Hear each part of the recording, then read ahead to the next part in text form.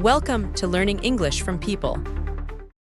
Vladimir Putin, the cost of a strong hand.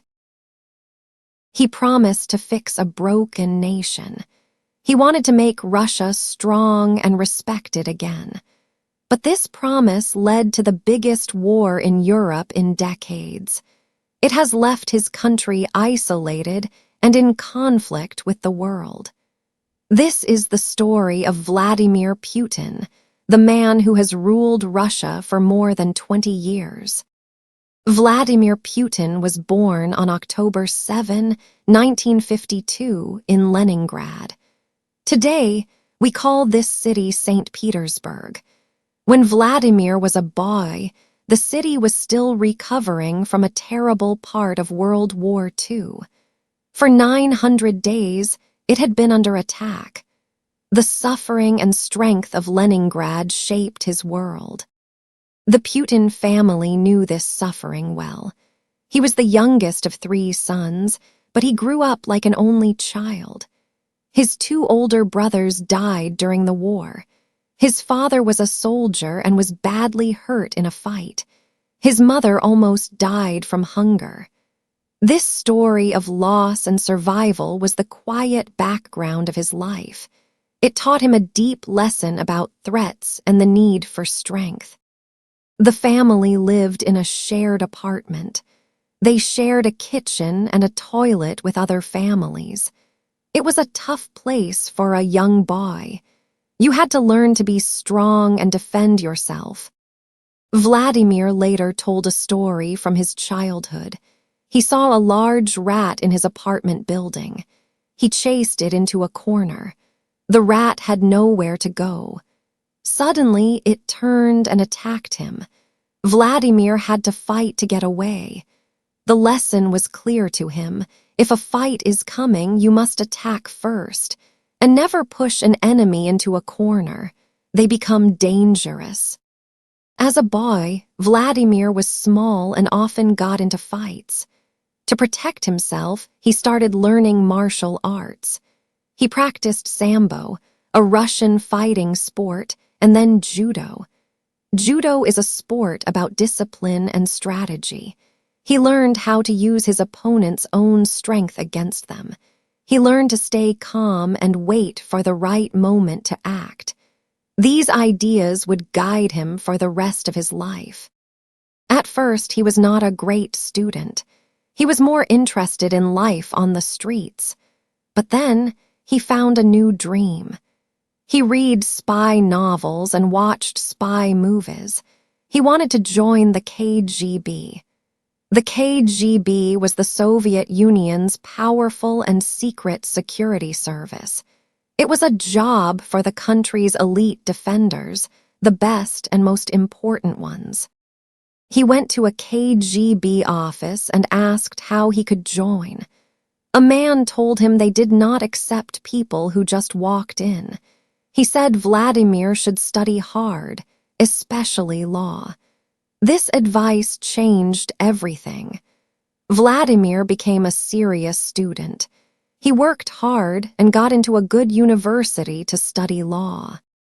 At the university, he met a professor named Anatoly Sobchak.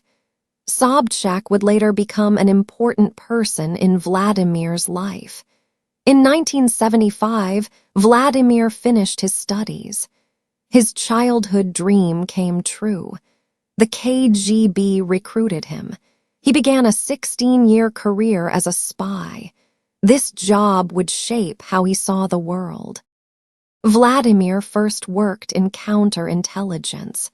This means he worked against foreign spies inside his country. Later, he was trained to be a spy in other countries. In 1985, he was sent to Dresden, a city in East Germany. At that time, East Germany was a close partner of the Soviet Union. His official job was a translator. His real job was working with the Stasi, East Germany's own secret police. What he did in Dresden is not completely clear.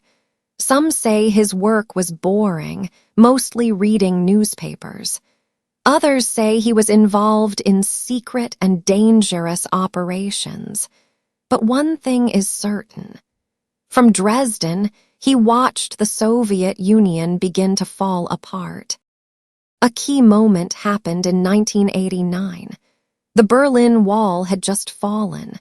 People in East Germany were angry and wanted change. A large crowd gathered outside the KGB building where he worked. Vladimir went out to speak to them. He spoke to them in German. He told them the building was Soviet property. He said his soldiers had guns and would shoot anyone who came inside. It was a bluff, a way of pretending to be strong, and it worked. The crowd moved back. Vladimir then called for help from the Soviet army base nearby. The answer he received changed his life. The voice on the phone said, "We cannot do anything without an order from Moscow," and Moscow is silent. He felt a terrible weakness. The great Soviet Union was paralyzed, unable to move or act. It could not even protect its own people. For him, Moscow is silent became a symbol of failure. He watched as his world disappeared. He and the other agents burned secret papers in a furnace, a special oven for burning things. They worked so fast that the furnace broke. He saw the state fail, leaving its loyal servants alone. In 1990, Vladimir returned to Russia. The Soviet Union was dying. He decided to leave the KGB. He found his old professor, Anatoly Sobchak. Sobchak was now the mayor of St. Petersburg. Vladimir became his most important assistant. He was a quiet but very effective manager. His job was to bring foreign money and business to the city. It was a difficult time in Russia. The rules were not always clear. Some people said he was involved in corrupt deals, which are dishonest business deals. He was never charged with a crime, but he learned how the new Russia worked. He learned how to make deals with powerful people. He understood how power and money were connected. In 1996, Sobchak lost an election. Vladimir lost his job. His future was not clear, but people in Moscow had noticed him. They knew he was loyal and good at getting things done. He was invited to work for the president, Boris Yeltsin. In Moscow, his rise was fast and quiet. He worked behind the scenes. He was the man who solved problems without making a lot of noise. In 1998, Yeltsin made him the head of the FSB. The FSB was the new security service that replaced the KGB. Vladimir was back in a familiar world. In 1999, Russia was in crisis. President Yeltsin was sick. The country felt weak. In August, Yeltsin made Vladimir Putin the prime minister. Most Russians did not know who he was. Then, a series of bombs exploded in apartment buildings. Hundreds of people died. The government blamed terrorists from Chechnya, a region in southern Russia. His response was hard and fast. He started a new war in Chechnya. He promised to hunt down the terrorists.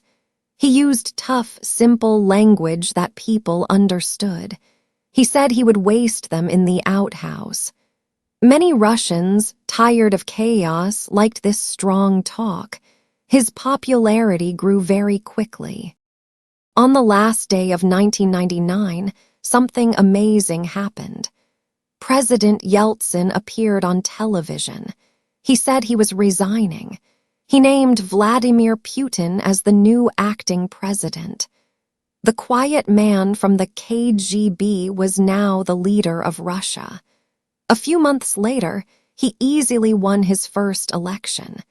He promised order and a return to a strong Russian state. His first years as president, from 2000 to 2008, were about building control. He called his system the vertical of power. This meant all important decisions would come from the top, from him in the Kremlin. He took power away from regional leaders. He wanted to make Russia a strong, centralized country where power is held in one place. Next, he focused on the oligarchs. These were very rich businessmen who became powerful in the 1990s. They owned TV stations, oil companies, and had a lot of political influence. He made them a simple offer. They could keep their money, but they had to stay out of politics. Some oligarchs did not listen. They were used as examples. Two powerful media owners were forced to leave the country. The biggest fight was with Mikhail Khodorkovsky. He was the richest man in Russia and supported opposition parties. In 2003, he was arrested and sent to prison for many years. The message to everyone was clear. Putin was in charge, not the rich businessmen. During these years, Russia's economy grew strong. The price of oil was very high and Russia sold a lot of oil. The government had money to pay its debts. Life improved for many ordinary Russians. A new middle class started to grow. This was Putin's deal with the Russian people. He offered them stability, a calm and predictable life, in return for staying out of politics. After the difficult 1990s, many people accepted this deal. The Russian constitution said a president could only serve 2 times in a row. So, in 2008, he made a clever move. He supported his close partner, Dmitry Medvedev, to become president. Putin then became the prime minister. Everyone knew that Putin was still the most powerful person in the country. During this time, Russia started to show its strength in the world. In 2008, a short war happened with its neighbor, Georgia. The Russian army won easily. It was a clear message to the West. Russia would protect its interests in the areas around its borders. In 2012, Vladimir Putin decided to return as president. This decision was a turning point. Some people hoped Russia was becoming more open. His return showed this was not happening. Big protests took place in Moscow and other cities. These were the largest protests against him ever. He did not compromise. Instead, he made the laws stricter. It became harder to organize protests. Groups that received money from other countries were called foreign agents. The government got more control over the internet and television. The state was becoming more authoritarian, with very strict government control. The most important moment of this period came in 2014. A revolution happened in Ukraine. The pro-Russian president was forced to leave. Putin acted very quickly. He sent soldiers to Crimea, a part of Ukraine with many ethnic Russians. Then, Russia annexed Crimea, making it part of Russia. Most Russians were very happy with this. They saw it as correcting a historical mistake. His popularity reached its highest point, but the West was angry. They said Russia broke international law. They put economic sanctions on Russia, which are punishments that hurt a country's economy. This was the start of a deep conflict between Russia and the West. He also supported a war in eastern Ukraine. This conflict continued for 8 years. In 2015, Putin made another bold move. He sent the Russian military to Syria. They helped the Syrian president, Bashar al-Assad, win his country's civil war. This showed that Russia was a major military power again. It could act far from its borders and change the result of a conflict.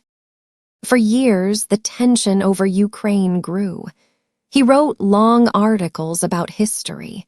He argued that Ukraine was not a real country. He said it was historically part of Russia. The West saw this as a threat. On February 24, 2022, the world watched in shock. In a speech on television, Putin announced a special military operation in Ukraine. He said he wanted to protect Russian speakers and stop Ukraine from joining NATO, a Western military group. He launched a full invasion, a large military attack to take over the country. He expected a quick victory. But the Ukrainian people and their army fought back hard. The war became a long, brutal, and bloody conflict. Hundreds of thousands of soldiers and civilians have been killed or wounded. The war has changed the world. Western countries united against Russia. They sent weapons to help Ukraine. They put the strongest sanctions in history on Russia's economy. The International Criminal Court issued an arrest warrant for Putin for war crimes. The man who promised stability had started a huge and violent war. He isolated Russia, leaving it alone and separate from other countries, and tied its future completely to his own decisions. Who is Vladimir Putin? He is a man with many different sides. He is disciplined and patient, like a judo master. He studies his opponents, waits for them to make a mistake, and then acts decisively, quickly, and with confidence. His public image is very important to him. He presents himself as a strong, masculine leader, a leader with qualities people connect with men. He is shown riding a horse without a shirt or playing ice hockey. This is the image of a tough protector for a country that often feels weak. He also uses sharp, simple language that sounds tough and confident. Behind this image is a cold and careful mind. As a former spy, he sees the world as a secret fight for power. He does not trust easily. He believes other countries are always trying to weaken Russia.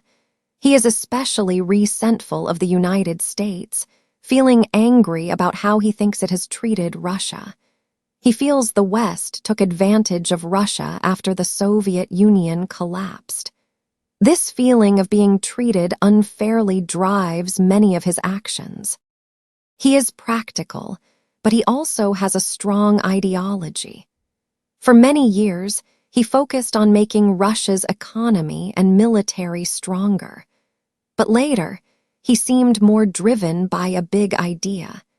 He talks about a special Russian world with its own conservative values, which are traditional ideas about society and family. He sees himself as a defender of this world against a modern, liberal West, which he sees as having different and more open values.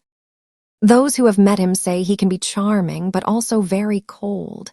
He has a famous stare that makes people uncomfortable. It is the look of a spy studying a person. He keeps his personal life completely secret. He trusts only a small group of old friends and colleagues, people he worked with, many from his time in the KGB. This small circle may protect him, but it also means he might not hear different opinions. He sees himself as Russia's savior, the person who would rescue it. But his actions may be leading his country into its most difficult period. Vladimir Putin's legacy, what he will be remembered for, is huge and complicated. When he came to power, Russia was a weak and struggling country. He made it a powerful nation again, a country that the world must pay attention to. He brought order after the chaos of the 1990s. For many years, he delivered economic growth that improved life for millions of Russians. Many people in Russia thank him for saving the nation and restoring their pride. But this success had a very high price. He took apart Russia's young democratic system. He built an authoritarian state where all power is in his hands. He silenced anyone who disagreed with him. He took control of the media. A small group of loyal friends became extremely rich. Under his rule, his political enemies have sometimes been killed, even in other countries. In the world, he has challenged the power of the United States. He presents Russia as an alternative to the Western model. He has found friends among other authoritarian leaders.